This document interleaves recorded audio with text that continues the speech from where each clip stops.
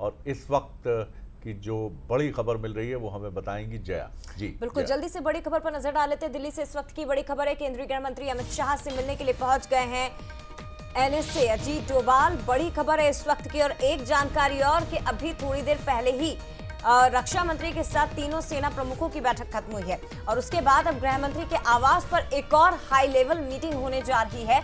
Border के हालातों की समीक्षा इस बैठक में की जाएगी। अजीत डोभाल पहुंच गए हैं अमित शाह के निवास पर और बाकी के जो अधिकारी हैं उनकी भी मौजूदगी इस बैठक में है। हाई लेवल मीटिंग थोड़ी ही देर में शुरू होगी और गौर करने वाली बात यह है कि प्रेस कॉन्फ्रेंस भी आज होने वाली थी सेनाओं की, तो बहुत संभावना है कि जो बैठक खत्म हो उसके बाद एक नया समय तय किया जाए प्रेस कॉन्फ्रेंस का और उसमें फिर बैठक से निकली हुई जानकारी जनता तक पहुंचाई जाएगी। ऐसा हो सकता है सर? बिल्कुल। और एक और बड़ी खबर मिल रही है इस वक्त की, पाकिस्तान पर जो स्ट्राइक है उससे दाऊद इब्राहिम घबरा कर पाकिस्तान छोड़कर भाग गया है।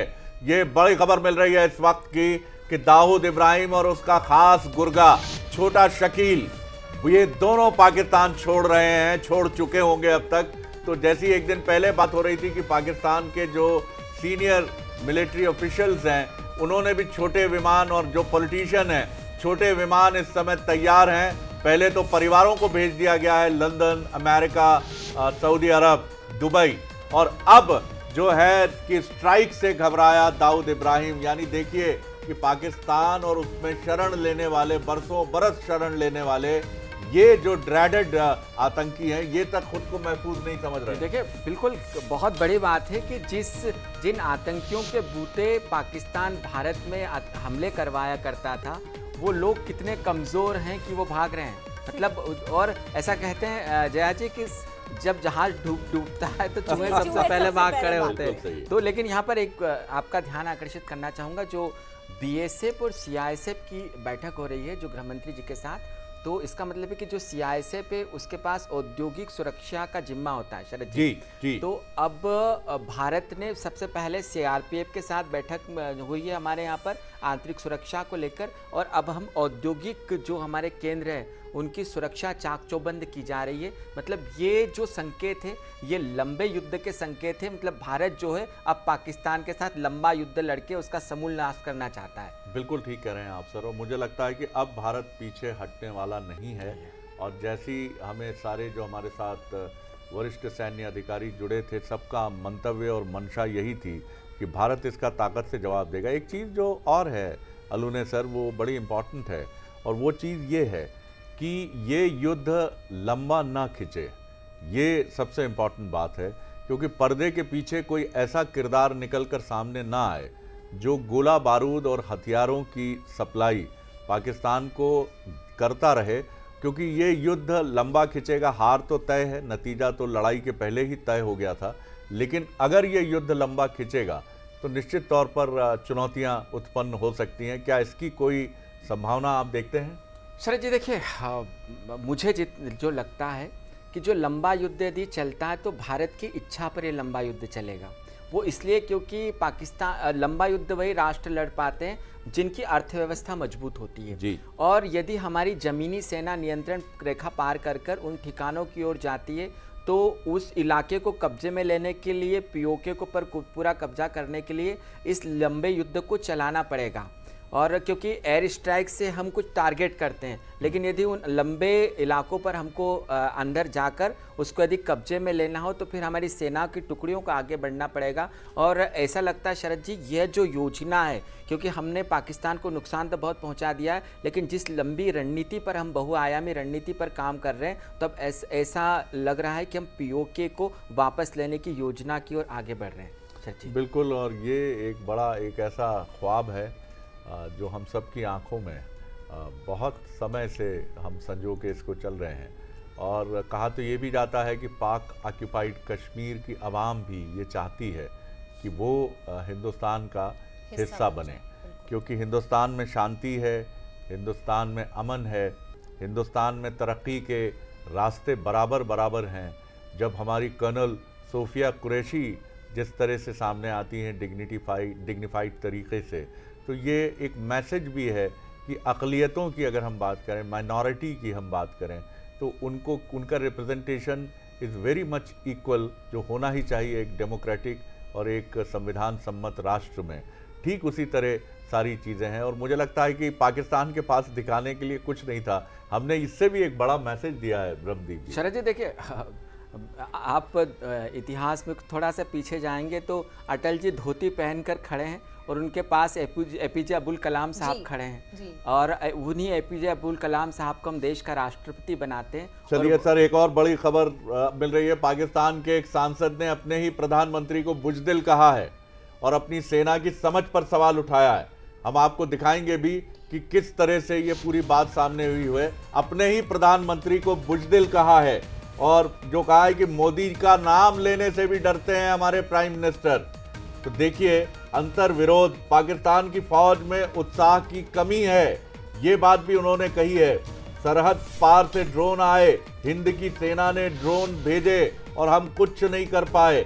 शाहबाज मोदी का नाम लेने से भी डरते हैं। तो पाकिस्तान का सांसद ही अपने प्राइम मिनिस्टर को बुजदिल कह रहा है। ये दरअसल पाकिस्तान का एक ऐसा चरित्र है। हम कल भी देख रहे थे, एक दिन पहले भी देख रहे थे कि किस तरह तहरीक इंसाफ पार्टी के युवा कार्यकर्ता बेलगाम होकर अपनी ही गवर्नमेंट को कोसते हुए इमरान खान की रिहाई की बात कर रहे थे। तो हम आपको दिखाएंगे भी कि क्या इस पाकिस्तानी सांसद ने किस तरह से संसद में अपनी बात कही है। तो ये बड़ी बात है। एक दिन पहले हमने आपको दिखाया था कि कैसे एक साहिबान रो रहे थे। अगर टीम से मैं गुजारिश करूंगा, अगर वो विजुअल्स हमारे पास हों, कि जब पाकिस्तान के एक सांसद रो रहे थे और कह रहे थे हम गुनाहगार हैं मौला, हम गुनाहगार हैं, हम बिल्कुल गुनाहगार हैं, लेकिन हम पे अपनी रहमत बरसाना ज़रूर। मतलब ये हालत है कि एक सांसद रो रहा है, दूसरा सांसद प्राइम मिनिस्टर को बुजदिल कह रहा है। ये पाकिस्तान की हालत है। तो पाकिस्तान किस चौराहे पे खड़ा है ये पूरी दुनिया देख रही है। अलू ने सर, जब देखिए, पाक के सांसद ने बिल्कुल सही कहा है कि शाहबाज बुजदिल है और मोदी का नाम लेने से डरते हैं। लेकिन देखिए, फिर चरित्र सामने आता है कि एक भारत है जहां पर सर्वदलीय बैठक होती है, सभी राजनीतिक पार्टियां विश्वास करती है और सरकार उसके बाद कदम उठाती है। और वहीं पर पाकिस्तान है जहां पर वहां के एक सांसद देश के प्रधानमंत्री को बुजदिल कह रहे हैं। तो यह देश जो है ये अस्थिरता से बहुत बुरी तरीके से ग्रस्त है। जब जिस देश के सांसदों को अपने प्रधानमंत्री पर भरोसा नहीं है तो उस प्रधानमंत्री पर वहां की जनता को कैसे भरोसा होगा। ये अंतर है सर भारत और पाकिस्तान में। यहाँ पे विपक्षी दल भी भारत के साथ खड़े हुए, तमाम सांसद, और वहां पर सांसद पाकिस्तान के प्रधानमंत्री के लिए इस तरह की बातें कर रहे हैं। जी बिल्कुल, देखिए वहाँ की जो राजनीतिक व्यवस्था है वो है ही ऐसी।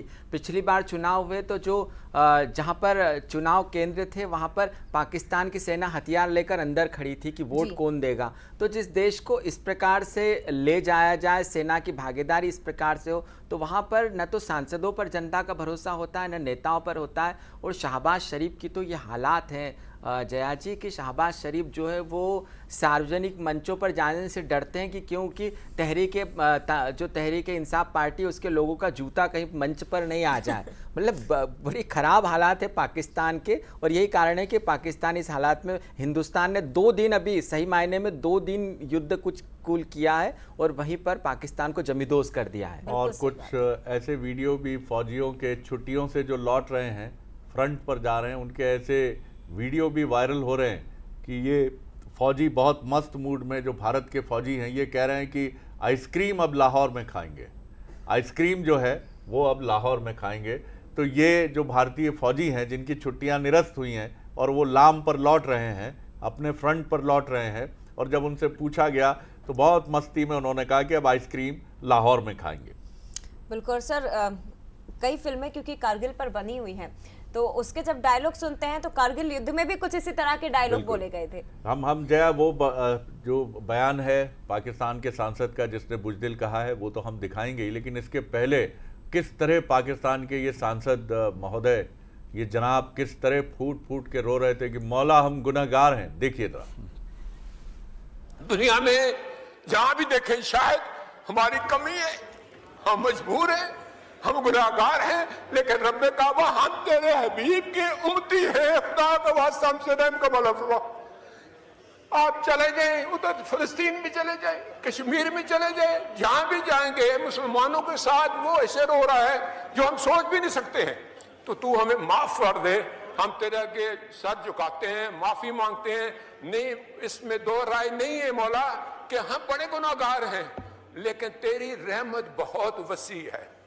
तू रहमत का एक जर्रा भी भेजेगा हमारी तरफ तो इंशाल्लाह हमारी कामयाबी होगी। और दुआ करते हैं रब्बे काबा कि इस मुल्क की हिफाजत फरा और हमें दुश्मनों पर जो है वो फकीर अता फरमा और हमें उनको सरनगू करने की ताकत अता फरमा। मैं दुआ गो हूँ आर्म फोर्सेस के लिए, पाकिस्तानियों के लिए कि अल्लाह पाक हम सब की हिफाजत फरमाए। राष्ट्रीय स्वयं सेवक संघ ने प्रतिक्रिया दी है ऑपरेशन सिंदूर पर। उसने कहा है कि भारतीय सेना का अभिनंदन, वंदन और आह्वान किया है नागरिकों से कि राष्ट्र विरोधी किसी भी षड्यंत्र को सफल ना होने दें, राष्ट्र विरोधी शक्तियों को सफल ना होने दें। ये आह्वान आया है। भारतीय सेना का वंदन है, अभिनंदन है और संकट की घड़ी में पूरा देश और पूरे देश की जनता जो है वो सेना और अपनी सरकार के साथ है। तो ऑपरेशन सिंदूर के लिए सरकार और सेना का अभिनंदन। इस चुनौतीपूर्ण घड़ी में ये बात कह रहा है आरएसएस कि राष्ट्र विरोधी शक्तियों के षड्यंत्र को सफल ना होने दें, राष्ट्रीय एकता और सुरक्षा को बनाए रखने में पूरा सहयोग दें। ये राष्ट्रीय स्वयंसेवक संघ के प्रमुख मोहन भागवत जी की तरफ से एक महत्वपूर्ण बयान है और भारत इसका पालन कर रहा है बिल्कुल अक्षरशः, जिसको कहा जाता है। थोड़ी कठिन हिंदी आपको लगेगी, यानी शब्द दर शब्द जैसे शब्द कहे गए बिल्कुल उसके हिसाब से फॉलो कर रहा है भारत। सर शरद जी देखिए, राष्ट्रीय स्वयंसेवक संघ ने 1962 के चीन का युद्ध हो, 1965 का हो या 1971 का हो, स्वयंसेवकों ने आगे बढ़कर भारतीय सेना का साथ दिया है और उन मोर्चों पर भी गए हेल्प करने के लिए। यहाँ तक कि राष्ट्रीय स्वयंसेवक संघ को जो दिल्ली की परेड है उसमें आमंत्रित भी किया गया था उस दौर में। तो निश्चित तौर पर यह बहुत बड़ा बयान है, इसलिए भी क्योंकि राष्ट्रीय स्वयंसेवक संघ देश के एक बहुत बड़े वर्ग का प्रतिनिधित्व करता है, एक बहुत बड़ा वर्ग विश्वास करता है और सरकार को इससे बड़ी सहूलियत होती है इन चीज़ों से कि जो जनता है वो किस प्रकार से सरकार पर विश्वास कर रही है और जनता का कितना साथ मिल रहा है। तो ये बहुत अच्छा संदेश है इस समय में। और ये बड़ा कठिन होता है। ठीक है कि संघ को लेकर अपनी सोच और दृष्टि है, एक डेमोक्रेटिक कंट्री में कुछ पॉलिटिकल व्यूज़ भी हैं संघ को लेकर, लेकिन संघ एक ऐसा संगठन है जो शिक्षा के प्रचार प्रसार, वनवासी क्षेत्रों में काम करना, हेल्थ फैसिलिटी मुहैया कराना और स्पेशली नॉर्थ ईस्ट में तो उसका जो कंट्रीब्यूशन है वो ज़बरदस्त रहा है। वो हमारा नॉर्थ ईस्ट जो भारत से एक समय ऐसा माना जाता था कि भारत से उसकी संबद्धता जो है वो बहुत कनेक्टिविटी है नहीं, और संघ ने अपना काम वहाँ अर्ली 70s में यानी 65 के आसपास शुरू किया और आज ये स्थिति है कि मैं जब भी देखता हूँ तो वहाँ सबसे ज़्यादा पूर्वोत्तर में संघ की बात करता है वहाँ का नौजवान, जिसको शिक्षा में दिल्ली में किसी यूनिवर्सिटी में एडमिशन के लिए पहल हुई है। तो cutting across the all ideology ये बात होनी चाहिए कि ऐसे संगठन भी भारत के साथ उसकी संरक्षक और उसकी मदद के लिए तत्पर रहते हैं, जो ये भी भूल जाते हैं कि किसकी सरकार है। ये वही राष्ट्रीय स्वयंसेवक संघ है जो ये नहीं देखता कि केंद्र में किसकी सरकार है, राज्य में किसकी सरकार है। उसका जो धर्म है वो अपने उस धर्म को निभाता है, आलोचना से बिल्कुल विचलित नहीं होता है और अपने कर्तव्य पथ पर चरे वेती चलता रहता है। शरद जी बिल्कुल, देखिए एक दौर हुआ करता था जब वामपंथ आतंकवाद, जब चीन से भारत का युद्ध हुआ तो कई जो वामपंथी थे वो चीन के समर्थन में खड़े होते थे। उस समय में राष्ट्रीय स्वयंसेवक संघ के जो लोग हैं, जो प्रचारक हैं, असम में अभी तक उनकी लाशों को ढूंढा जाता है क्योंकि वो कहाँ पर दफना दिए गए, कहाँ पर मार डाले गए।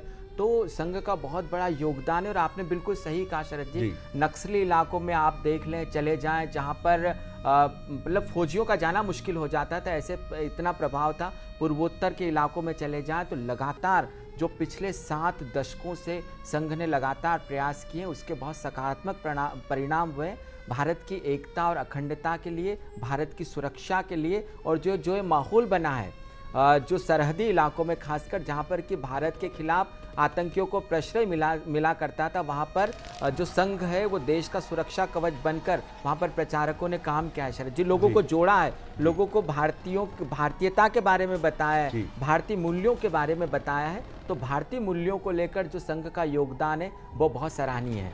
बिल्कुल आपने सही कहा, और ये भारत की स्ट्रेंथ है कि cutting across the party line, cutting across the ideology, Bharat में जहां हम सब साथ हैं। यानी मुस्लिम धर्मगुरु सर, हमने पहले भी ये बात की कि वो जब ये कह रहे थे कि सुपुर्दे खाक भी नहीं होगा जो आतंकी हिंदुस्तान में पाया जाएगा, और जो भारत के हमले में या किसी भी कारण से जिंदा नहीं होगा, उसे न कफन मिलेगा न दफन मिलेगा, 2 गज ज़मीन भी हिंदुस्तान में नसीब नहीं होगी। ये बात कौन कह रहा है? ये बात वो मुस्लिम धर्मगुरु उलेमा मौलाना कह रहे हैं, जिनके कई बार बयान हम कहते हैं कि उन्होंने ये जो बात कही है ये उचित नहीं है। लेकिन ये भारत है कि जब भी कोई चुनौती का समय आता है तो भारत भूल जाता है कि क्या जातियां हैं, क्या धर्म है और क्या चैलेंजेस हैं।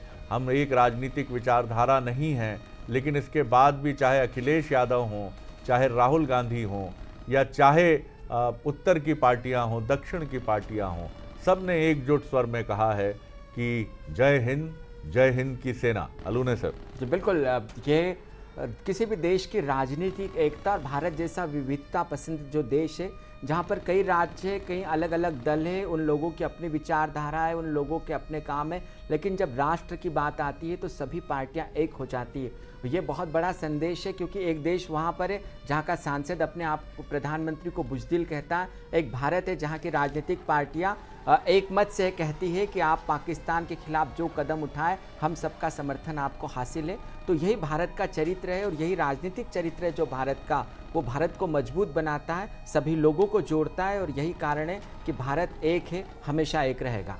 बिल्कुल। और इस वक्त हमारे साथ retired vice air marshal PK Srivastava sir हमारे साथ जुड़ गए हैं। एक बहुत गौरवशाली अध्याय हैं वो भारतीय सेना का और भारतीय वायुसेना का, जिसकी इस पूरे ऑपरेशन में बहुत अहम भूमिका रही है। सर, हम आपको प्रणाम करते हैं, जय हिंद।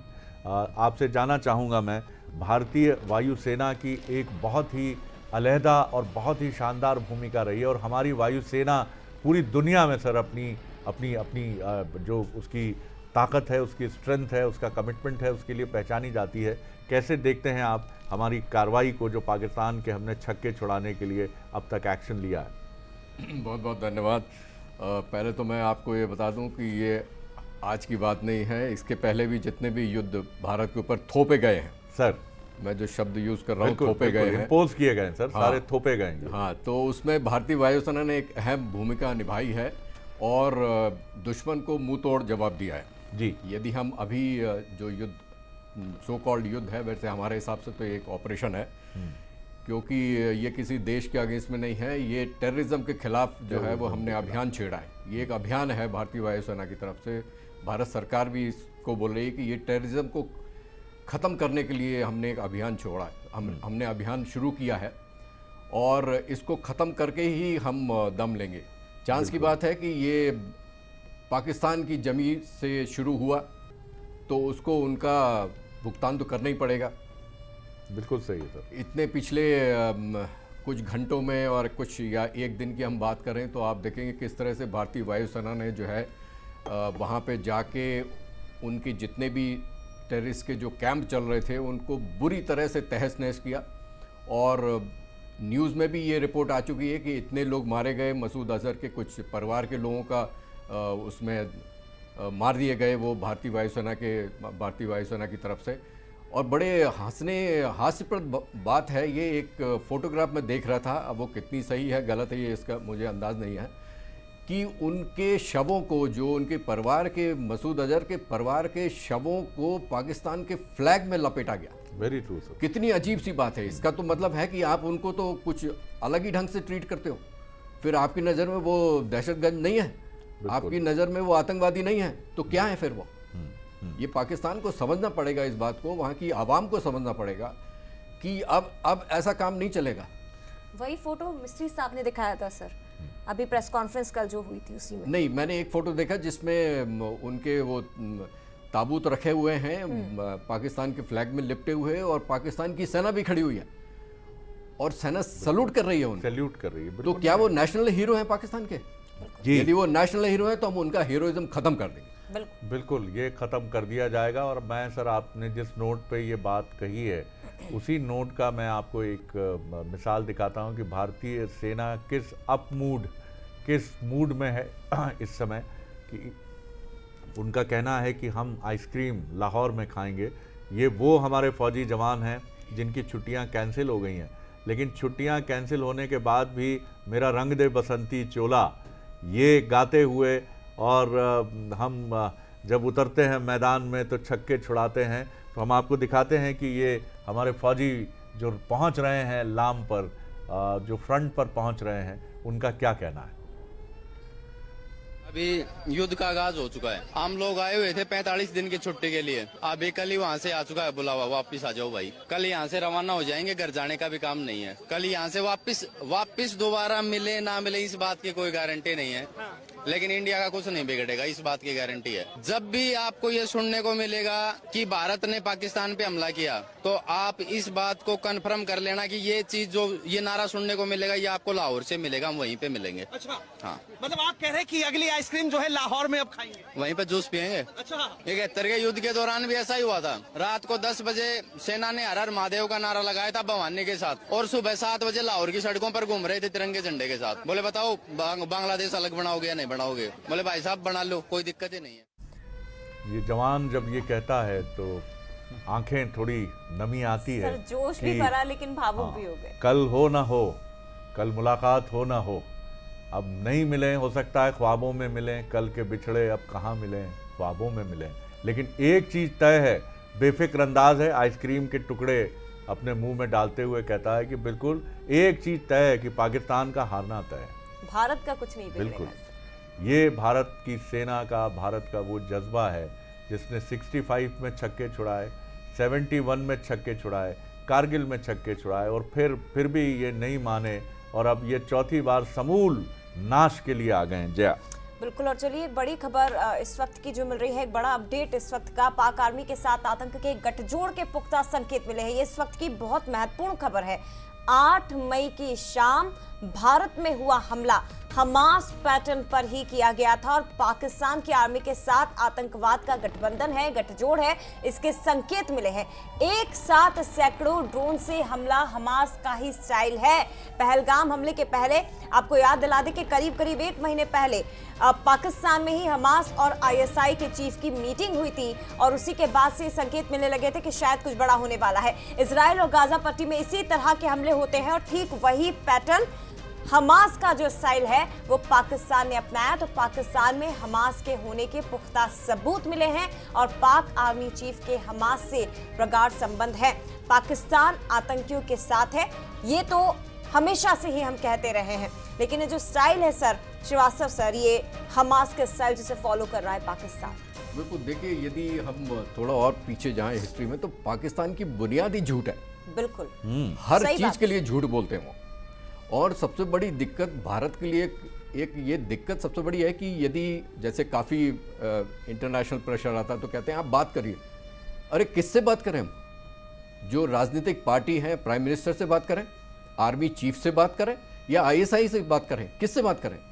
तो ये इतने मिले जुले हैं ये आपस में, और इनको सोचना चाहिए कि आप जब हमसे अलग हुए थे तो भारत भी उसी समय स्वतंत्र हुआ, आप भी उसी समय स्वतंत्र हुए। आज भारत कहाँ पहुँच गया?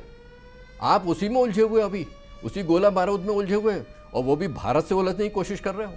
आपको पता नहीं है कि भारत क्या है, हम कहां से कहां पहुंच गए। ये चुनौतीपूर्ण हो सकता है क्या सर, अगर हमास के स्टाइल को फॉलो कर रहा है? हालांकि कल हमने जो देखा वो सब कुछ ध्वस्त हो गया, पाकिस्तान का एक तरीका, लेकिन क्या ये चैलेंजिंग हो सकता है हमारे लिए? देखिए, मैं कारगिल के युद्ध में था। पाकिस्तान बोलता कुछ है और होता कुछ है। उसने वो कोशिश करता है। आप देखिए, नकल करने के लिए भी अकल की जरूरत होती है, तो पाकिस्तान में अकल नहीं है। सबसे बड़ी उसकी दिक्कत ये है। आप नकल कर रहे हो हमास की, आप करते रहोगे, लेकिन बहुत सारी गलतियां कर रहे हो। आप सोच रहे हो कि ये भारत को ये सब चीज़ें पता नहीं है। भारत को आपकी एक एक इंच आप कहाँ मूव करने वाले हो, किससे आपके लिंक है, क्या करने वाले हो, आगे 5 साल के बाद भी आपका क्या होगा, ये भी हमें पता है। तो ये पाकिस्तान जो है, या तो पाकिस्तान आर्मी अपने को बचाने के चक्कर में, अपनी आवाम को दिखाने के चक्कर में कि देखो हम भी बहुत कुछ है, आप चिंता मत करो, या तो उनका ये सोच रहे हैं वो, तो ये बहुत गलत सोच है उनकी। बिल्कुल सही कह अब रहे वो हैं किसी सर। को भी जी। फॉलो कर लें। आपने अभी देख लिया हमारे जवान के हौसले क्या हैं। बिल्कुल। जी।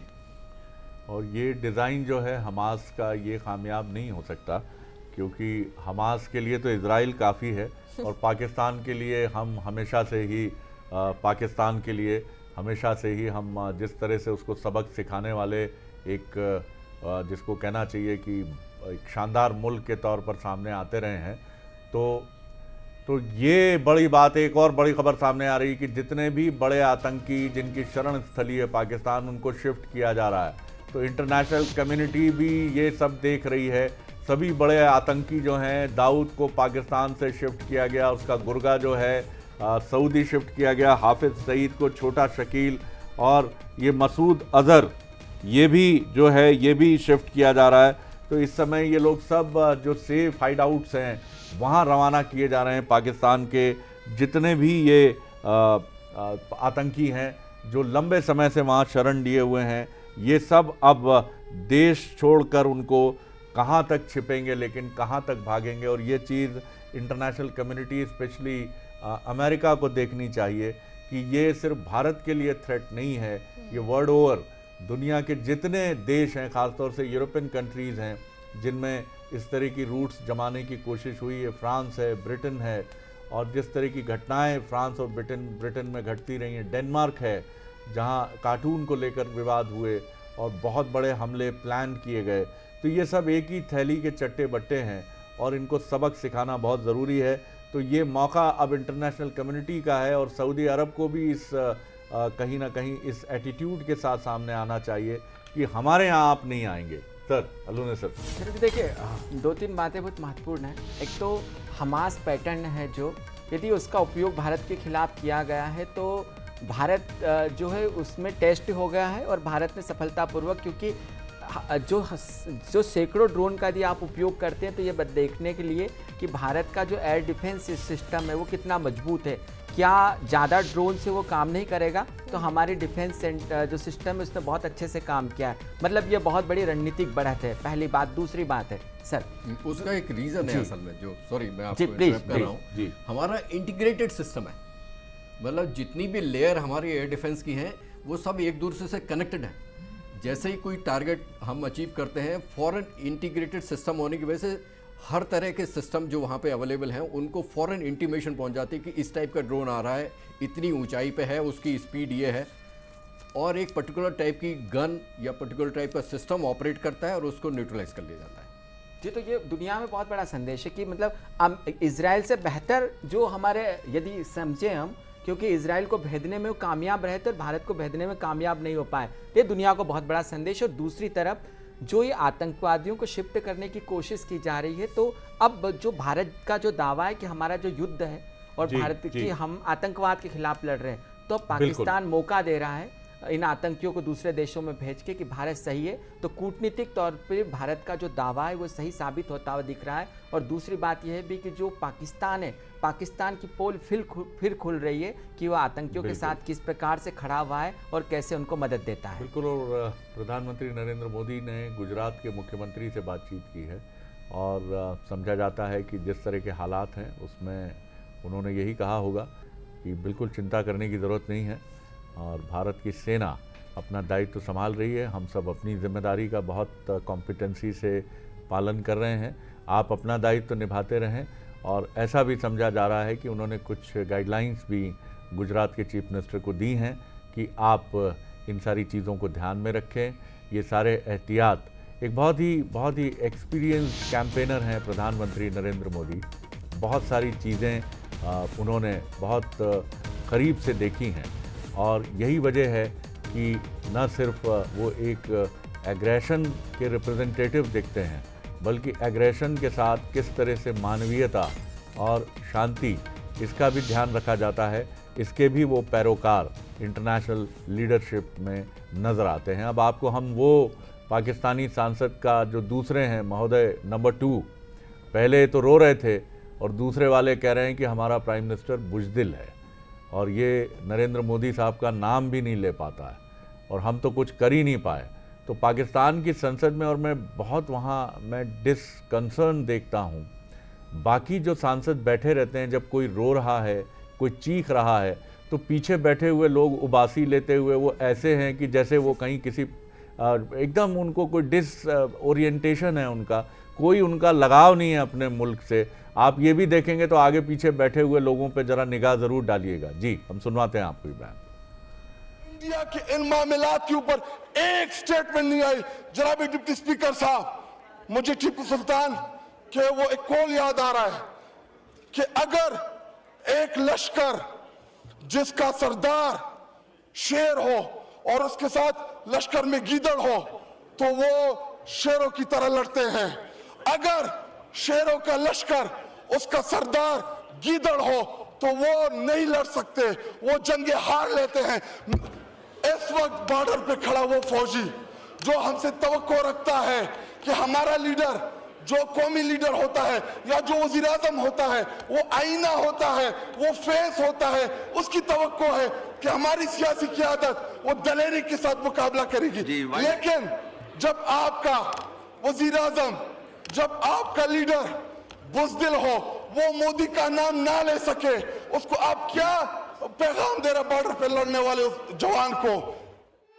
तो भैया रुआंसे हो रहे थे और एक बार तो लड़खड़ा गए। जब कह रहे थे बुज़दिल होते हैं तो खुद भी लड़खड़ा गए हो, फिर भी थोड़ा हाथ टेकते हुए ऐसा लगा कि गिर ना पड़े। और पीछे एक भाई साहब बैठे थे, मोबाइल देख रहे थे, बड़े बेमन से क्या बोल रहा है ये, और फिर उठ के वो चले गए। और इनके पीछे जो ठीक इनके नेक्स्ट बैठे हैं जो सांसद बैक साइड में, उन्हें का भी कोई लेना देना नहीं है, स्पीकर साहब की भी कोई तवज्जो नहीं है। एक बार आप फिर सुनिए कि क्या कह रहे हैं ये और कैसे कह रहे हैं, और जब ये लड़खड़ाते हैं उस पर जरा खास तवज्जो दीजिएगा और पीछे बैठे भाई साहिबान पर भी निगाह बराबर रखिएगा। इंडिया के इन मामलात के ऊपर एक स्टेटमेंट नहीं आई। जनाब डिप्टी स्पीकर साहब, मुझे टीपू सुल्तान के वो एक कॉल याद आ रहा है कि अगर एक लश्कर जिसका सरदार शेर हो और उसके साथ लश्कर में गीदड़ हो तो वो शेरों की तरह लड़ते हैं।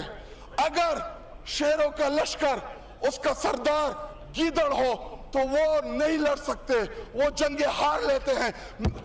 इस वक्त बॉर्डर पे खड़ा वो फौजी जो हमसे तवक्को रखता है कि हमारा लीडर जो कौमी लीडर होता है या जो वजीर आजम होता है वो आईना होता है, वो फेस होता है, उसकी तवक्को है कि हमारी सियासी क़यादत वो दलेरी के साथ मुकाबला करेगी। लेकिन जब आपका वजीर आजम, जब आपका लीडर बुज़दिल हो, वो मोदी का नाम ना ले सके, उसको आप क्या पैगाम दे रहे बॉर्डर पे लड़ने वाले उस जवान को? तो देखिए, आवाज़ भी रुआंसी है, बोल भी ठीक से नहीं पा रहे हैं। और उत्तर भारत में एक बड़ी दिलचस्प कहावत है जो शायद पाकिस्तान पर चरितार्थ होती है। ये कहावत कहती है कि अच्छे दोस्त होते हैं तो कितना फ़र्क पड़ता है। ये कहावत कहती है कि हंस जो था वो चला गया, हंस उड़ गया, और तोता जो था वो भी पहाड़ चला गया। ये दोनों बुद्धिमान पक्षी हैं। हंस तो नीर क्षीर विवेक का प्रतिनिधित्व करता है, जो दूध और पानी अलग कर देता है, मोती चुगता है, ऐसी मान्यता है। तो हंस उड़ गया, हंसा रहा सो उड़ गया, और सुगना गया पहाड़, तोता भी पहाड़ चला गया। अब हमरे संगी भय कौआ और सियार। हंस चला गया, तोता उड़ गया, और अब कौआ और सियार हमारे साथी है। मैं किसी तरफ इशारा नहीं कर रहा हूँ, मैं किसी तरफ इशारा नहीं कर रहा हूँ, और ये कहावत बता रहा हूँ सिर्फ। तो पाकिस्तान जो लड़ रहा है ये तो उन्हीं के साहिबान कह रहे हैं कि गीदड़ जो है वो लश्कर जो है, और शेर है तो शेर भी गीदड़ में दम भर देता है। लेकिन हमारा तो, माफ़ कीजिएगा, ये मैं नहीं कह रहा हूँ, गीदड़ अपने ही लीडर को बता रहे हैं और कह रहे हैं कि मोदी का नाम लेने से डरते हैं। ये पाकिस्तान के लिए बहुत अफसोसनाक है, और वो एक बंटते हुए मुल्क की कगार पर खड़ा हुआ साफ तौर पर नजर आ रहा है। वंदे मातरम, जय हिंद। भारत की सेना लगातार अपना जलवा दिखा रही है, अपनी स्ट्रेंथ, अपनी ताकत को लेकर आगे बढ़ रही है, और यही वजह है कि हाँफ रहा है पाकिस्तान, और दूसरी तरफ केंद्रीय गृह मंत्री, हमारे यहाँ लगातार बैठकों का दौर जारी है, एक के बाद एक बैठकें हो रही हैं। सुबह रक्षा मंत्री ने तीनों सेनाध्यक्षों और सीडीएस के साथ बैठक की, उसके बाद केंद्रीय गृह मंत्री ने बैठक की, बैठक चली रही है बल्कि अभी, और इसके साथ ही जो स्वास्थ्य मंत्री हैं केंद्रीय जेपी नड्डा, उन्होंने भी बैठक की। तो इस समय गृह मंत्री निवास पर, अमित शाह जी के निवास पर बीएसएफ अर्ध सैन्य बल जो हैं भारत के, बीएसएफ, सीआईएसएफ और इसके अलावा भारत तिब्बत सीमा पुलिस भी इस बैठक का हिस्सा हो सकती है। बीएसएफ सीआईएसएफ के डीजी के साथ वो बैठे हैं, क्योंकि सीमा पर सुरक्षा के लिए जो अर्ध सैन्य बल हैं हमारे, इनका बहुत महत्वपूर्ण रोल होता है। और सांबा सेक्टर में घुसपैठ की जिस कोशिश को नाकाम करते हुए जैश ए मोहम्मद के 7 आतंकियों को ढेर किया, वो कारनामा और वो वीरता का एक प्रदर्शन हमारी बॉर्डर सिक्योरिटी फोर्स ने ही किया है। तो ये एक बहुत अद्भुत बात है कि हमारे अर्ध सैन्य बल हमारी मिलिट्री के साथ एक अद्भुत तालमेल के साथ सामने आते हैं और ज़रूरत पड़ने पर दोनों एक दूसरे के पूरक के तौर पर काम करते हैं। हमारे साथ लगातार बने हुए पीके श्रीवास्तव सर, जो रिटायर्ड वाइस एयर मार्शल हैं। सर, बिल्कुल ठीक बात है कि हमारे अर्ध सैन्य बल जो हैं वो लगातार एक क्लोज कोऑर्डिनेशन में सेना के साथ काम करते हैं। जी जी, बिल्कुल सही कहा आपने जी। और मैं तो और आगे जाऊंगा कि मुझे लगता है पूरा देश एक साथ है। बिल्कुल सही है सर, बिल्कुल सही। पूरा देश जो है अपनी मिलिट्री को सपोर्ट करता है, बीएसएफ को सपोर्ट करता है, और इस समय नहीं, मुझे तो लगता है पूरे टाइम जो है हमारे देशवासी जो हैं हमारे फौजियों को पूरा सपोर्ट करते हैं, उनका मान सम्मान करते हैं। और अभी तो एक स्पेशल टाइम चल रहा है, ये बहुत ज़रूरी है कि जितने भी तंत्र हैं इस समय, जैसे अब बीएसएफ हो गया, सीआईएसएफ हो गया, और भी जितने सिविल डिफेंस हो गया, इन सबको एक साथ मिलके ही काम करना पड़ेगा। ठीक बात है। जैसे हम तीनों सेनाएं तो आपस में मिलके बहुत अच्छा काम कर ही रही हैं, मतलब सब तरफ से पाकिस्तान को घेर चुके हैं अभी हम। अब पाकिस्तान कहीं बच के जा नहीं सकता। आप देखिए, नेवी ने घेर रखा है, इधर से जो है वायुसेना लगातार आक्रमण किए चले आ रही है, एडी जो हमारी आर्मी की है वो गोले बारूद फेंकती चली जा रही है और कोशिश कर रही है कि जितना भी उनकी तरफ से आक्रमण हो उसको बुरी तरह से फेल कर दिया जाए। इससे क्या होता है कि एक तो मनोबल टूटता है जी, अपोजिशन जो है उसका मनोबल टूटता है और उनकी स्ट्रेटजी बिल्कुल उजागर हो जाती है, और वो समझ में नहीं आता कि अब आगे करें क्या हम। जी, और जी। इस स्थिति में पाकिस्तान पहुंच चुका है। सर, एक और जो भारतीय सेना का डिसीजन सामने आ रहा है कि टेरिटोरियल आर्मी की हम मदद ले सकते हैं, उन्हें तैयार रहने के लिए। इसको ज़रा समझाइए हमें कि ये टेरिटोरियल आर्मी से what does it mean sir, और कैसे ये मदद कर आर्मी चीफ को मिला है ये विशेष अधिकार। इस वक्त की एक बड़ी खबर हम आपको बता रहे हैं कि टेरिटोरियल आर्मी को बुलाने का अधिकार है। नियमित सेना की मदद के लिए टेरिटोरियल आर्मी को बुलाया जा सकता है। तो जो हमारे सैन्य प्रमुख हैं उनको ये शक्ति और ये अधिकार दिया गया है कि वो टेरिटोरियल आर्मी की मदद ले सकते हैं। हमारे साथ लगातार वरिष्ठ रिटायर्ड सैन्य अधिकारी बने हुए हैं, हम उनसे एक क्विक रिएक्शन लेंगे। सर, देखिए, जब भी वॉर टाइप की सिचुएशन होती है तो उसमें कुछ गवर्नमेंट की तरफ से विशेष अधिकार, विशेष प्रोसीजर जी, ये सब शुरू हो जाते हैं। तो ये एक आर्मी चीफ को अभी अधिकार दे दिया गया है कि टेरिटोरियल आर्मी के जितने भी जवान हैं, जितने भी ऑफिसर्स हैं जी, यदि ज़रूरत पड़ती है तो उनको बुलाया जा सकता है जी। अब टेरिटोरियल आर्मी में बहुत सारे लोग ज्वाइन करने, जैसे पीएसयूज़ के कुछ लोग होते हैं जो उसमें ज्वाइन कर जाते हैं, उनको भी प्रॉपर ट्रेनिंग दी जाती है, उनकी भी समय समय पे रिव्यू चलता है ट्रेनिंग का, और किस तरह से युद्ध में उनका क्या रोल होगा, किस तरह से उनकी जिम्मेवारियां फिक्स की जाएंगी, किस तरह से वो सेना के साथ मिलकर काम करेंगे। ये सब चीज़ों की रेगुलर एक्सरसाइज होती रहती है जी, और उनको वो एक तरह से माना जाए कि वो पूरी तरह से तैयार होते हैं। बिल्कुल, ये बात आपने इसके अलावा रिजर्व फोर्स भी होती है, बिल्कुल उनकी भी ट्रेनिंग वैसी ही होती है जैसे एक आम आर्मी के जवान की या ऑफिसर की होती है। और केवल फ़र्क ये होता है कि वो हर समय आर्मी के साथ तैनात नहीं होते। बिल्कुल ठीक, वो अपनी अपनी जगह पे काम करते हैं, और जब मौका पड़ता है, जब ज़रूरत पड़ती है, तो वो आके आर्मी को सपोर्ट करते हैं। जी। तो ये भी आपको एक बड़ी खबर कि आर्मी चीफ को ये राइट्स दिए गए हैं कि वो ज़रूरत पड़ने पर टेरिटोरियल आर्मी की मदद ले सकते हैं। और ये अब भारत इसको एक अलग एस्केलेशन का एक अगला चरण मैं इसको इस रूप में देखता हूँ कि अब हम ज़मीनी लड़ाई के लिए भी क्या सर हम तैयार हो रहे हैं अब और तैयारी कर रहे हैं, ख़ास तौर से जिस तरह की घुसपैठ की, क्योंकि पाकिस्तान के पास इतना कलेजा नहीं है। वो ज़रूर फिर कोशिश करेगा कायराना कृत्य, स्लीपर सेल्स, आतंकियों को घुसपैठ कराने की कोशिश। तो हम सीमा पर बहुत मजबूत तैयारी रखेंगे और ज़रूरत पड़ी तो सीमा पार करके उधर भी अपना जौहर दिखाएंगे। बिल्कुल, हम तो हर तरह से तैयार हैं। जब शुरुआत हुई थी तो ये बहुत ही क्लियर कट पाकिस्तान को बोला गया था और अंतर्राष्ट्रीय स्तर पर भी ये इंडिकेशन दिया था कि इसमें युद्ध टाइप का सिचुएशन आ चुकी है, उसमें धीरे धीरे उनका रोल भी बढ़ेगा और इसीलिए जो है टेरिटोरियल आर्मी की मदद भी एक अच्छा स्टेप है भारत के लिए। बिल्कुल बिल्कुल आपने कही। और एक और बड़ी खबर, जैसा आप कह रहे थे श्रीवास्तव सर थोड़ी देर पहले, आप ये कह रहे थे कि मुझे लगता है कि लगता क्या है वो सच्चाई है जिसको आपने बयान किया कि पूरा देश ऐसे समय में सेना और सरकार के साथ खड़ा रहता है। तो वैसी ही एक खबर हम आपको दिखा रहे हैं और ये भी दिल को बहुत सुकून देती है और जज्बाती भी करती है कि इस समय आज जुम्मा है, जिसे चलिए इसके पहले कि मैं आपको जुमे की नमाज जहां दुआ की जा रही है भारत की सफलता की, उससे पहले एक और बड़ी खबर की तरफ हम ले जाते हैं। और अब पीएम आवास की रुख कर रहे हैं रक्षा मंत्री, यानी जिस तरह से उन्होंने जो भी अपडेट उन्होंने लिया है उस अपडेट से वो रूबरू कराएंगे अब रक्षा मंत्री राजनाथ सिंह को। तो राजनाथ सिंह जी को वो अपडेट कराएंगे। ये बड़ी खबर निकल कर सामने आ रही है कि सीडीएस और सेना के तीनों सेनाध्यक्षों के साथ उन्होंने जो चर्चा की है उसके बाद अब ये कहानी अपडेशन की तरफ बढ़ेगी और अब वो रक्षा मंत्री राजनाथ सिंह को अपडेट करेंगे। तो ये बड़ी महत्वपूर्ण बात है कि पीएम आवास जा रहे हैं रक्षा मंत्री राजनाथ सिंह और वो प्रधानमंत्री को पूरे पल पल के अपडेट्स की जानकारी देंगे।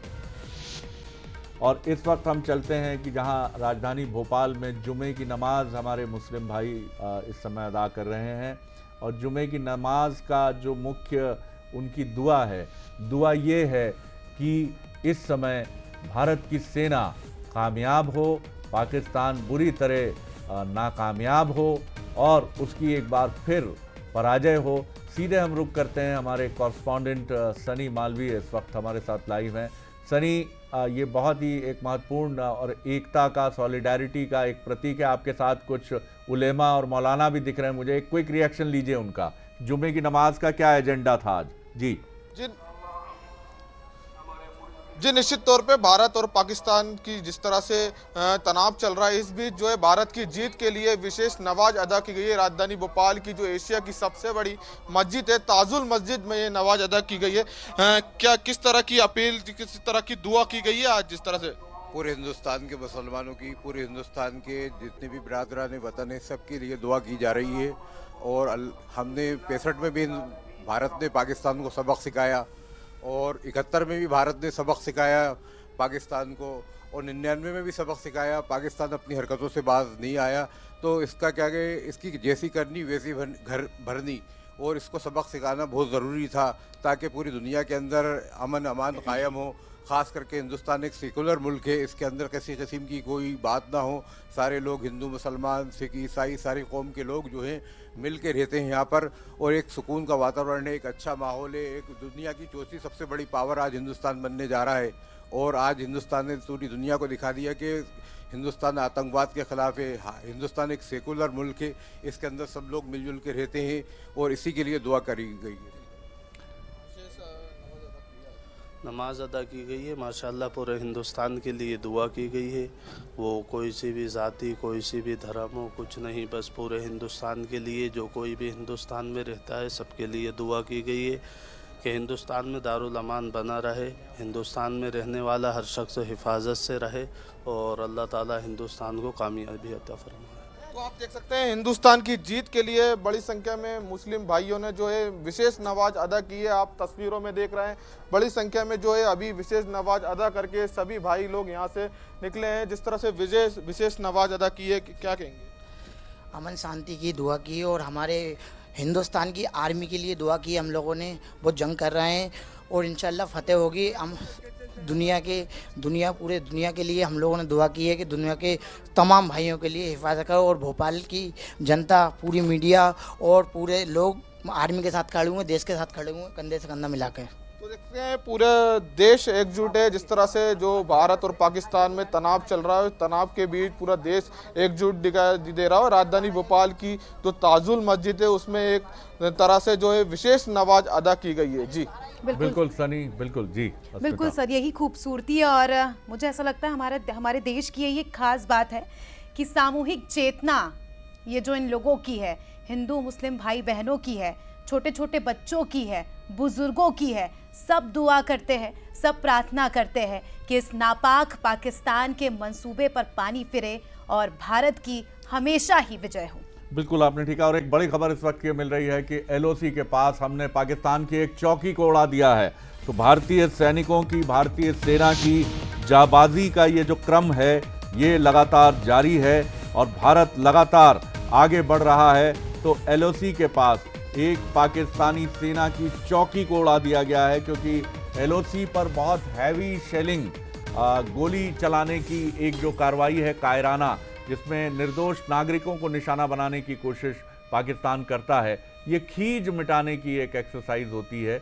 लेकिन ये चरित्र को भी दिखाती है कि भारतीय सेना ने कभी इस तरह की कोई हरकत और कोई भी इस तरह के कवर्डिस अप्रोच की तरफ वो नहीं पहुंची है, क्योंकि कमज़ोर और जो कमज़र्फ होते हैं वही इस तरह के एटीट्यूड को फॉलो करते हैं। चलिए आपको विजुअल हम दिखाते हैं कि ये देखिए किस तरह से अचूक निशाना, और हमारी मिसाइल्स और हमारे निशानची लक्ष्य चूकते नहीं हैं बिल्कुल। और ये आप तय मानिए कि यही वो जगह होगी जहां से हैवी शेलिंग चल रही होगी, और किस तरह से अचूक निशाना साध कर काम तमाम कर दिया गया। इसी के साथ पाकिस्तान के हौसले भी इसी तरह से ध्वस्त हो रहे होंगे। तस्वीरों में आप देख सकते हैं, सर्कल के अंदर आप जो देख सकते हैं किस तरह से ब्लास्ट, और एकदम टारगेटेड ब्लास्ट इंडियन आर्मी ने किया है, और इसी तरह की तस्वीरें लगातार आपको दिखा रहे हैं। बिल्कुल सही है, और ये तमाम चीज़ें बताती हैं। श्रीवास्तव सर, एक आपका क्विक कमेंट इस पर। अब देखिए, इसको शुरुआत हमने करी आतंकवाद के खिलाफ जी। हमने उनके जो भी ट्रेनिंग सेंटर थे उनको ख़त्म किया, लेकिन उसी समय आपने न्यूज़ में भी देखा होगा, सुना होगा कि पाकिस्तान ने उसी समय हमारे पूंछ सेक्टर में जो है आर्टिलरी फायर किया जी। तो ये क्या दर्शाता है? मतलब आप चाहते हो कि हम भी आपके साथ ऐसे ही व्यवहार करें? जी। आतंकवाद के खिलाफ हमारी लड़ाई है, आपको उसमें हमारा समर्थन करना चाहिए, क्योंकि आप खुद भी परेशान हो आतंकवादियों से। तो यदि आप कहते हो कि आप खुद भी परेशान हो आतंकवादियों से, तो आपको तो खुश होना चाहिए कि किसी दूसरे देश ने आके आतंकवादियों का खात्मा किया। आप उल्टा जो है आर्टिलरी फायर कर रहे हो। तो आप क्या समझते हो कि भारत जवाब नहीं देगा? लीजिए, भारत ने जवाब दे दिया। फिर भी मुझे लगता है इनको समझ में आएगा नहीं। इनको समझ में तब आएगा जब पूरी तरह से इनको जो है ख़त्म कर दिया जाएगा। बिल्कुल सर, सोचने वाली बात है, एक ऐसा देश है जो अपनी जनता को ना देखते हुए अपने आकाओं की गुलामी कर रहा है। आकाओं से यहाँ तात्पर्य है आतंकवादियों को अभी भी देखिए खुली छूट देकर रखी है। अमेरिका निंदा कर रहा है, पूरी दुनिया थू थू कर रही है कि अब तो सुधर जाओ, देश बर्बाद हो रहा है। लेकिन इस देश के जो सियासतदान हैं उन्हें यहाँ की जनता की भी फिक्र नहीं है, यहाँ के लोगों की भी फिक्र नहीं है। इन्हें तो बस अपने सियासी मतलब से मतलब है, और लगातार इसी तरह से ये लोग आतंकवाद का साथ दे रहे हैं। बिल्कुल। और जिस वक्त हिंदुस्तान अपनी स्ट्रेंथ की वजह से भारत आज 5वीं अर्थशक्ति है, और हमारे साइंटिस्ट, हमारे युवा पूरी दुनिया में अपने IT सेक्टर की मैं बात करूं, मेडिकल की बात करूं, इंजीनियरिंग की बात करूं, तो हमारे IITs one of the finest brain कहे जाते हैं युवाओं के। और यही वजह है कि पूरी दुनिया में MNCs, मल्टीनेशनल कंपनीज उन्हें बहुत रैंक करके अपने साथ रखती हैं, ले जाती हैं। और जिस वक्त पाकिस्तान को तालीम की ज़रूरत है, उसे अपने बेहतर फ्यूचर मुस्तकबिल पर तवज्जो देने की ज़रूरत है, उस वक्त वो गोला बारूद में उलझा है। और जैसा हमारे साथ जो वरिष्ठ सैन्य अधिकारी हैं श्रीवास्तव जी, उन्होंने कहा कि आप क्या तस्वीर पेश कर रहे हो कि आप आतंकियों को अपना दामाद मानते हो क्या? आप उन्हें बहुत महफूज करके आप इस समय पाकिस्तान से बाहर निकाल रहे हो, आप उन्हें दुबई भेज रहे हो, चाहे दाऊद इब्राहिम हो, चाहे असद मजूर हाफिज सईद हों, तो ये तमाम चीज़ें बताती हैं कि पाकिस्तान किस तरह का एक मुल्क है, रोग स्टेट है वो, और उसकी ये बीमारी ही उस पर भारी पड़ रही है, और इस बार तो निश्चित तौर पर बहुत भारी पड़ रही है। सर, एक कमेंट आपका इस पर। जी। पाकिस्तान को कब समझ में आएगा, मुझे तो समझ में नहीं आता कुछ। जी। आप देखिए, विदेशों में जब आप यात्रा करते हैं तो आप देखिए, यदि आप बताते हैं कि मैं भारतीय हूं, तो लोगों का नज़रिया बदल जाता है। जी। जबकि यदि बताते हैं कि पाकिस्तानी हैं तो नज़रिया कुछ और ही होता है। तो मैं तो ये चाहूँगा कि पाकिस्तान की आवाम को ये बात समझना चाहिए। अब ये समय आ गया है कि सब मिल जाएं, पूरी आवाम जो है ना वहाँ तख्ता पलट करे, वहाँ खदेड़ दे आर्मी को वहाँ से, जो भी उनके देश के अगेंस्ट में काम कर रहे हैं उनको सबको हटा देने चाहिए। ये आवाम के हाथ में, अभी देखा ही है उन्होंने बांग्लादेश में क्या हुआ। तो इस टाइप का मुझे तो आवाम क्यों चुप बैठी हुई है। इस तरह से वीडियोस वायरल हो रहे हैं, वहाँ की जनता भी खुद परेशान है, लोग वीडियोस बनाकर बता रहे हैं कि क्या हकीकत है, किस तरह से उन्हें बरगलाया जा रहा है। वहाँ के राजनेता कह रहे हैं अरे ये तो बमबारी नहीं हो रही है, बिजली कड़क रही है। यानी ये खुद तो मूर्ख है ही, और शायद वहाँ की जनता को भी मूर्ख समझ रहे और बना रहे। बिल्कुल, वहाँ पे भी बहुत पढ़े लिखे, बहुत अच्छे लोग रहते हैं पाकिस्तान में, बहुत अच्छा उनका वो है, लेकिन मुझे समझ में नहीं आता कि वो आगे क्यों नहीं आते। और देखिए, जो बात हम बार बार कहते हैं श्रीवास्तव जी, आप भी देखिए कि क्या आसिम मुनीर को ताकतवर किया है पाकिस्तान सुप्रीम कोर्ट ने, और पाकिस्तान सुप्रीम कोर्ट का बड़ा फैसला ये कह रहा है कि अब पाकिस्तान के जो शहरी हैं, जो निवासी हैं, जो नागरिक हैं, वो नहीं कर सकेंगे मिलिट्री का विरोध। देखिए किस तरह के फैसले, यानी कि सुप्रीम कोर्ट भी इस तरह का अजीब और गरीब फैसला दे रहा है, और आप कहते हैं कि आप एक डेमोक्रेटिक मुल्क हैं, अब नहीं कर सकेंगे मिलिट्री का विरोध। लेकिन इसकी ज़रूरत क्यों पड़ गई भैया आपको? तो क्या आपके नागरिक इस समय सेना का विरोध कर रहे हैं, और क्या आपको कोई इंटरनल म्यूटिनी की आशंका है जो सुप्रीम कोर्ट से आपको ये कहलवाना पड़ रहा है? क्या कहेंगे श्रीवास्तव जी? ये ऐसा लग रहा है कि आंतरिक विद्रोह की दहलीज पर खड़ा है पाकिस्तान। बिल्कुल होना भी चाहिए जी। तो सबसे बड़ी दिक्कत वहाँ ये है कि वहाँ जो भी आर्मी के चीफ बनते हैं जी, उनका एक पॉलिटिकल मोटिव होता है, क्योंकि उन्होंने देखा है, इतिहास देखा है पाकिस्तान का। पाकिस्तान के आर्मी चीफ जो है या तो प्रेसिडेंट बन गए या प्राइम मिनिस्टर बन गए, और उसके बाद देश उन्होंने अपने ढंग से चलाया। पॉलिटिकल पार्टी का ऐसा लगता है कोई रोल ही नहीं रह गया वहाँ पे, कोई रोल नहीं। तो जो आर्मी चीफ हैं उनके यदि आप बयान सुनिए, वो आर्मी के चीफ होके हिंदू मुस्लिम की बात करते हैं जी। भारत में आप देखिए कि सब मिलके रहते हैं, आर्मी मतलब आर्मी। वहाँ सब धर्मों को माना जाता है, वहाँ सब धर्म, जो भी सीओ, कमांडिंग ऑफिसर, ब्रिगेडियर, जो भी कोई होते हैं, मैं खुद भी रह चुका हूँ, हम सब धर्मों की इज्जत करते हैं। और एक सर्वधर्म पूजा भी होती है जिसमें हम सब जाते हैं, और मौलवी भी आते हैं, वो भी हमको पढ़ाते हैं, और फादर भी आते हैं, हम सब बैठ के करते हैं, सब करते हैं। लेकिन पाकिस्तान में ऐसा नहीं होता। आप देखिए, आर्मी चीफ ने जो है पहलगाम के जस्ट पहले जो है उन्होंने एक बयान दिया था, और उस बयान का इफेक्ट यदि देखें तो वो है पहलगाम में, बिल्कुल क्लियर कट दिखाई दे रहा है। तो यदि ऐसा हुआ है तो इसका मतलब हैंड टू हैंड है ना, ये आपस में मिले हुए हैं ये सब जी जी। तो ये सुप्रीम कोर्ट ने जो भी आदेश दिया है वो अपनी जगह ठीक है, लेकिन फिर भी मैं कहूँगा कि पाकिस्तान की आवाम को कुछ तो करना चाहिए। बिल्कुल, यदि उनको अमन चैन से रहना है, और उनको तो खुश होना चाहिए कि उनका पड़ोसी जो है वो एक इतना बड़ा देश है, इतना अच्छा देश है। बाकी पड़ोसी भी हैं हमारे, आप देखिए श्रीलंका है, हम कितनी मदद करते हैं उनकी, बांग्लादेश है, हम उनकी मदद करते हैं, म्यांमार है, हम उनकी मदद करते हैं, और जहाँ कहीं पे नेपाल है, भूटान है, हम सबकी मदद करने को तैयार हैं। और हमने कभी अपना ऐसा नहीं दिखाया कि हम आपसे बड़े हैं, नहीं, हम आपके पड़ोसी हैं। तो पाकिस्तान को भी समझ भी नहीं कि युद्ध हो, कभी नहीं चाहते। और भारत का तो इतिहास है कि कहीं दूर जाके भी यदि किसी को जरूरत पड़ी है, कोई मदद की जरूरत पड़ी है, तो हम गए हैं, वहाँ मदद की है। तो पाकिस्तान की आवाम को ये समझना चाहिए कि आपके पड़ोस में एक ऐसा देश है जो जब दुनिया भर के लोगों की मदद करता है तो अपने पड़ोसी की क्यों नहीं करेगा। लेकिन यदि आप सोचो कि आप हम पे घाव करने की कोशिश करो, जो आपके एक प्रेसिडेंट ने एक बार कहा था कि भारत के ऊपर हम घाव करेंगे, तो वो नहीं हो सकता। हम कमजोर नहीं हैं, यदि घाव करोगे तो हम काट के रख देंगे आपको। बिल्कुल सही है सर। और पाकिस्तान की आवाम इस समय सेना से ये पूछ रही है कि आप हमारे हैं कौन? कौन है आप? क्या किया आपने हमारे लिए? हमें और मुश्किलात में फंसा दिया। हम 200 रुपये में किलो में टमाटर खरीदते हैं, हमें भारत की तुलना में हर चीज़ हमारे यहाँ 3 से 4 गुना, 5 गुना, 10 गुना तक महंगी है। हमें ना पढ़ाई के लिए कोई फैसिलिटी मिलती है, ना हमारे पास हेल्थ फैसिलिटी है। पाकिस्तान भारत में उपचार कराने के लिए कतार में वीज़ा लगे रहते हैं कि साहब जैसे भी मौका मिले तो हिंदुस्तान जाके ट्रीटमेंट करा लें। यानी आप ऐसे हॉस्पिटल नहीं खड़े कर पाए। खुद इमरान खान जिनकी माँ की डेथ कैंसर से हुई थी, उन्होंने उनकी मेमोरी में एक बड़ा हॉस्पिटल बनाया, ट्रस्ट बनाया उसका। तो ये तमाम चीज़ें जो हैं ये भी बातें। अब से पहले हम आगे बढ़ें, इस पर आपका रिएक्शन दूँ। 3 तस्वीरें आपको दिखाते हैं कि किस तरह भारत शांतिपूर्वक अपनी रणनीतियां तय करके, अपनी स्ट्रैटेजीज़ को कार्व आउट करके आगे बढ़ रहा है। पहली तस्वीर स्वास्थ्य मंत्री, केंद्रीय स्वास्थ्य मंत्री, central health minister JP Nadda, जो हेल्थ मिनिस्ट्री के साथ रिव्यू कर रहे हैं सिचुएशन का। सुरक्षा तैयारियों पर चर्चा की है। अर्धसैन्य बलों के DG के साथ भी बैठे हैं केंद्रीय गृह मंत्री अमित शाह जी। और तीसरी तस्वीर में आप देख रहे हैं कि फ्यूचर के एक्शन प्लान पर बात कर रहे हैं भारत के रक्षा मंत्री राजनाथ सिंह।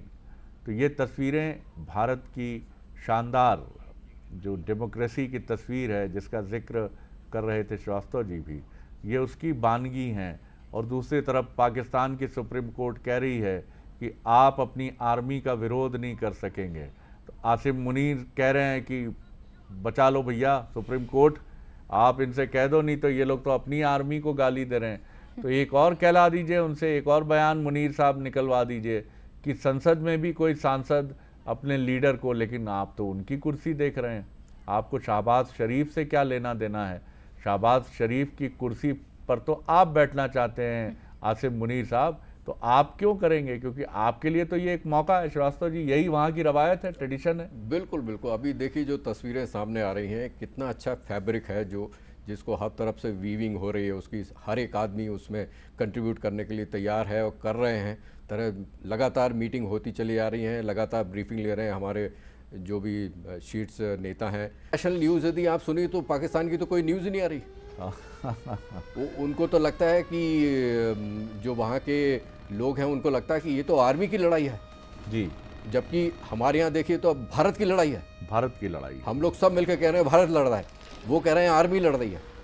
ये डिफरेंस है। तो यदि ये डिफरेंस रहेगा तो फिर पता नहीं कहाँ जाएगा पाकिस्तान। नहीं सर, सोशल मीडिया पर वहाँ के प्रधानमंत्री ने पोस्ट किया और अपने आप को चिल दिखाने की कोशिश की, लेकिन जनता के लिए एक शब्द, एक लफ्ज़ भी उन्होंने सोशल मीडिया पर नहीं लिखा। ऐसा समय जब पूरे देश में हाहाकार है, ना जनता के लिए कुछ लिखा, ना वहाँ के सैनिकों के लिए कुछ लिखा। ये दिखाने की कोशिश की कि अभी हम ठीक है।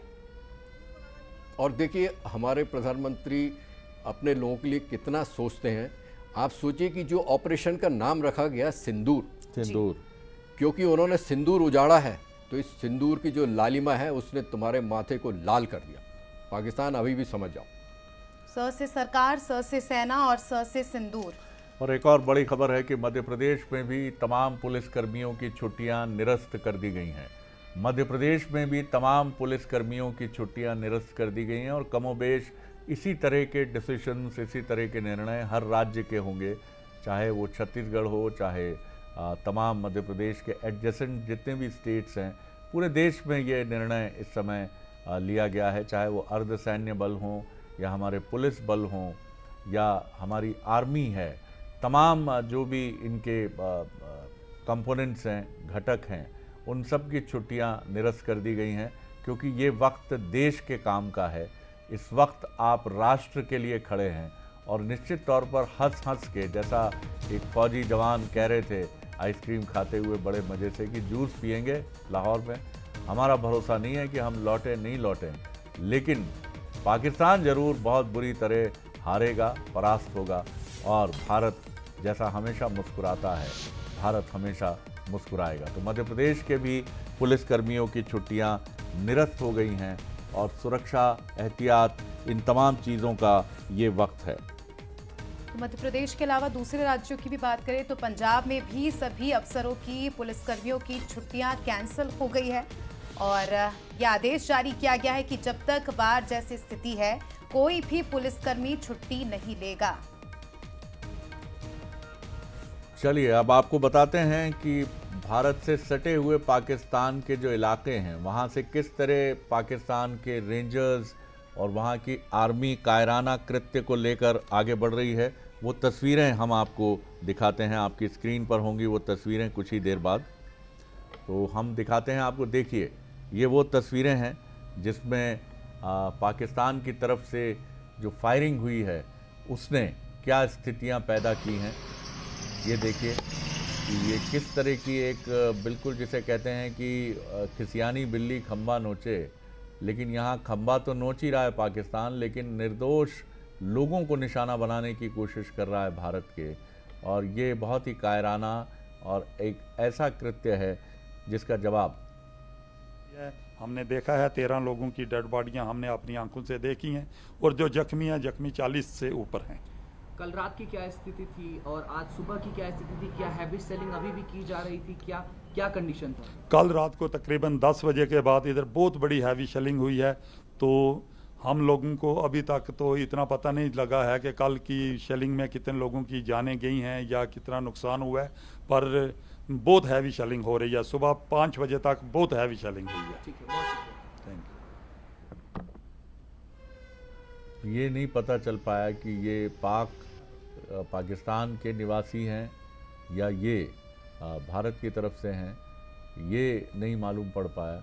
एक्सेंट उनका ज़रूर पंजाबी था, तो मुझे ऐसा लग रहा है कि ये पाकिस्तान है और इंडिया के ही हैं, ऐसा पता चला इंडिया के ही हैं। तो ये जो एरिया है ये पाकिस्तान ने किस तरह से, वो बता भी रहे थे कि करीब 12 से ज़्यादा उन्होंने डेड बॉडीज़ देखी हैं।